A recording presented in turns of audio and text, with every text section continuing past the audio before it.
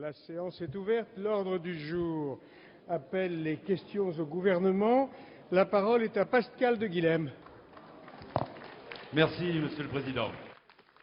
Monsieur le ministre chargé des Transports, vous n'avez pas, bien entendu, le pouvoir de faire partir et arriver les trains à l'heure, et il y a pourtant tant de choses à dire sur ce sujet. La réalité vécue par les usagers n'est pas conforme à la satisfaction affichée par la direction de la SNCF. Mais si vous n'avez pas ce pouvoir, vous avez un devoir, c'est de ne pas laisser sans solution acceptable des centaines de milliers d'utilisateurs du train dans le grand chambardement des horaires SNCF annoncés pour le 11 décembre prochain. À partir de cette date, ce sont effectivement des centaines de milliers de salariés, d'étudiants, de lycéens, d'apprentis qui vont voir leur temps de trajet considérablement rallongé, leur arrêt supprimé quand ce n'est pas leur train, puisque d'ici là, seules quelques modifications pourront être apportées à la marge. Bref, ceux qui ont le plus besoin d'une solution de transport collectif, moderne, durable, ceux qui ont organisé leur vie en fonction de la desserte ferroviaire vont en être privés du fait d'une gestion technocratique de cette réorganisation massive. À aucun moment une réelle concertation n'a été mise en place avec les usagers, avec les élus locaux, avec les acteurs économiques, alors même qu'à l'évidence, ce sont de très nombreux itinéraires pour lesquels ces nouveaux horaires sont totalement déconnectés du besoin des usagers qui aujourd'hui sont ulcérés.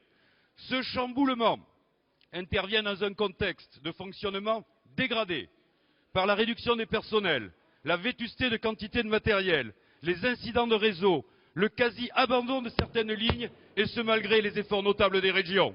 Monsieur le ministre, vous avez la possibilité de réunir rapidement, dans chaque département et sous l'autorité des préfets, l'ensemble des acteurs concernés pour faire évoluer cette grille horaire, car l'inquiétude, l'incompréhension et le mécontentement prédominent. En avez-vous l'intention, Monsieur le ministre? Monsieur le ministre chargé des Transports. Monsieur le député, j'ai l'intention que notre pays conserve un réseau ferroviaire efficace, moderne et qui sait s'adapter. Quel est le problème de la France?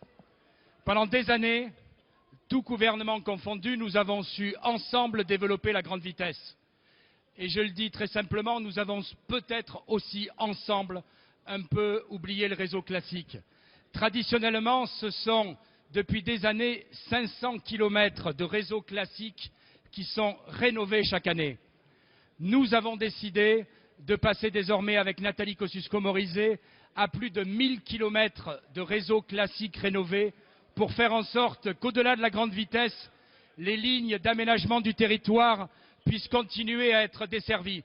Alors, est-ce que ça va poser des problèmes? Oui, ça va poser des problèmes. Il faut dire la vérité. Vous savez, il y a 17 000 trains par jour, 17 000 trains, qui s'arrêtent en moyenne dans 6 arrêts et demi, pour faire en sorte que nous rénovions désormais le double de voies classiques et que dans un certain nombre d'années, eh bien, nos concitoyens puissent avoir un réseau classique qui soit toujours au niveau, pour faire en sorte que les nouvelles lignes de TGV soient absorbées dans le réseau. Et je pense à la ligne Rhin-Rhône que nous avons inaugurée avec le président de la République. Eh bien, effectivement, 85% des horaires vont changer le 11 décembre. Alors, je le dis à tous les Français, je vous remercie de votre question. Oui, il y aura des changements. Je reconnais qu'un certain nombre de nos concitoyens vont avoir des horaires qui leur conviendront moins. Permettez-moi aussi de penser qu'un certain nombre de nos concitoyens vont avoir des horaires qui leur conviendront mieux.